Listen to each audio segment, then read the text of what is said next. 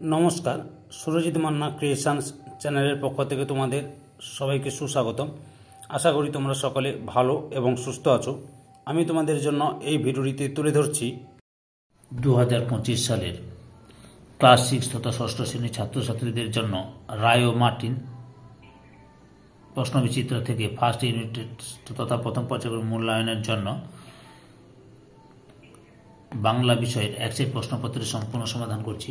তার আগে তোমাদের কাছে অনুরোধ, তোমরা ভিডিওটি না টেনে পুরোটা দেখো। ভিডিওটি কেমন লাগলো কমেন্ট করে জানিও, ভিডিওটিতে লাইক দাও এবং শেয়ার করো, এবং চ্যানেলে নতুন হলে চ্যানেলটিকে সাবস্ক্রাইব করে চ্যানেলের সঙ্গে যুক্ত হয়ে যাও। 3 নম্বর মডেল সেট সদর গভর্নমেন্ট হাই স্কুল এবং বেলদা প্রভাতী বালিকা বিদ্যাপীঠ এই স্কুলের প্রশ্নপত্রের সেটটি আলোচনা করছি। একে দাগে সঠিক উত্তরটি নির্বাচন করো। 1.1 শঙ্কর রাতে স্বপ্ন দেখে। অপশান গয় এমু পাখি ডানা মেলে উড়ে বেড়ায়। 1.2 ভর দুপুরে কবিতাটি লিখেছে। অপশান বিতে নীরেন্দ্রনাথ চক্রবর্তী। 1.3 মন ভালো করা পদ্যাংশে অপশান গয় মাছরাঙা পাখির নাম উল্লেখ করা হয়েছে। 1.4 অ র র ডাক শুনে মানুষের কাছে আসে। অপশান অপশান কতে ছাগল। 1.5 আঁচল পেতেছে। অপশান গতে বিশ্বভুবন।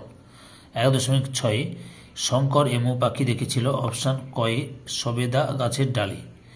1.7 ধ্বনি। অপশান এতে 2 প্রকার। 1.8 চতুর্থী শব্দটি অপশান কয়ে পূরণবাচক শব্দ।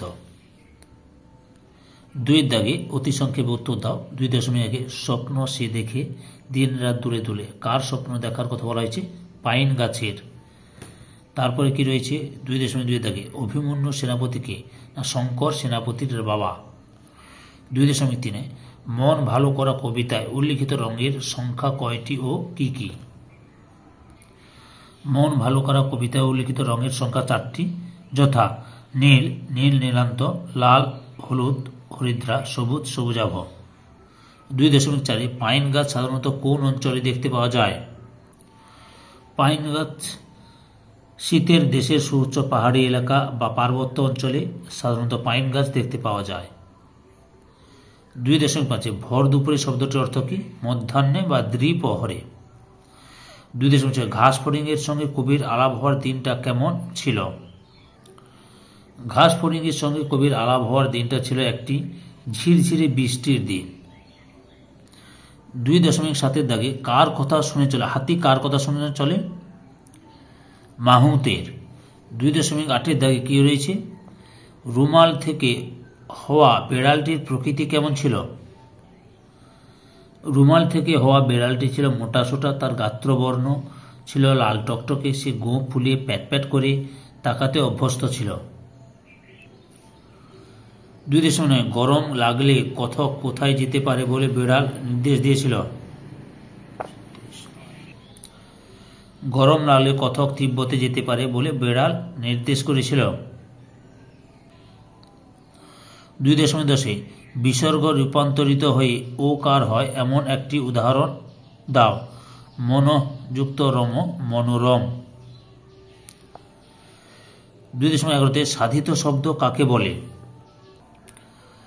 যেসব শব্দকে ভাঙলে কয়েকটি ছোট অর্থপূর্ণ শব্দ বা অন্য ক্ষেত্রে মূল শব্দটির সঙ্গে অর্থ সম্পর্কযুক্ত শব্দাংশ বা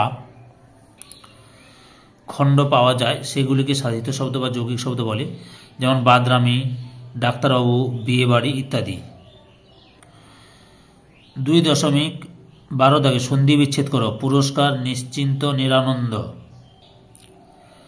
পুরস্কার পুরো যুক্ত কার পুরস্কার।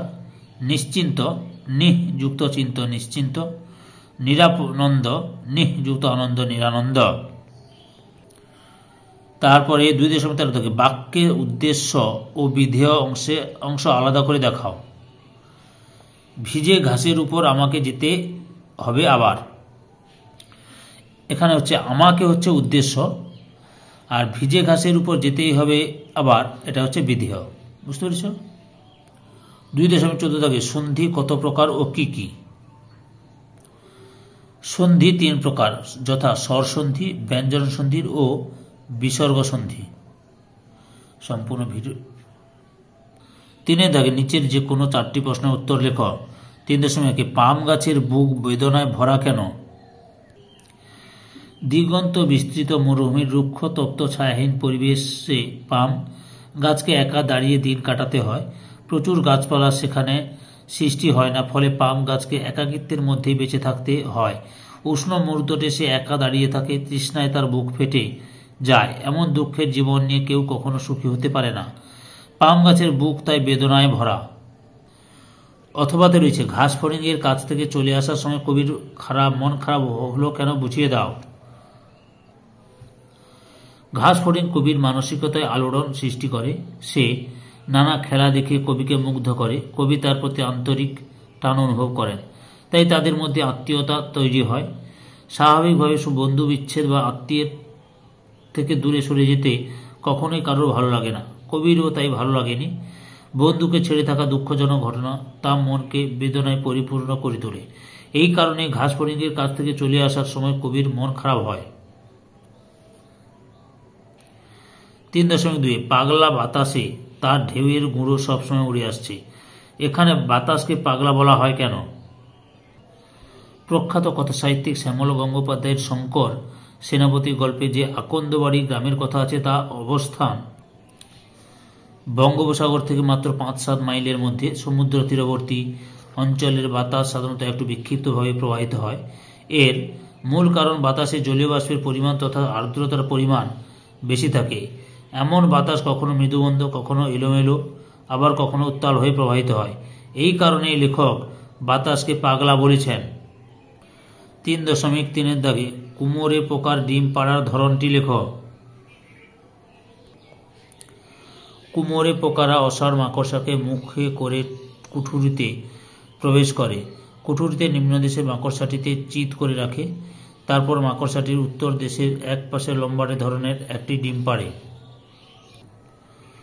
অথবা জীবজন্তুরা কিভাবে তাদের মনের ভাব প্রকাশ করে? জীবজন্তুরা মানুষের মতো কথা বলে তাদের মনের ভাব প্রকাশ করতে পারে না, তাই নানা প্রকার আওয়াজের মাধ্যমে অথবা ইশারা, ইঙ্গিত কিংবা অঙ্গ সঞ্চালনের দ্বারা তারা তাদের মনের ভাব প্রকাশ করে। 3.4 দাগে হযবরল গল্পটির শুরুতে কোন ঋতুর উল্লেখ রয়েছে? উত্তরটি হলো গ্রীষ্ম ঋতুর উল্লেখ রয়েছে। গল্পটির লেখক কে?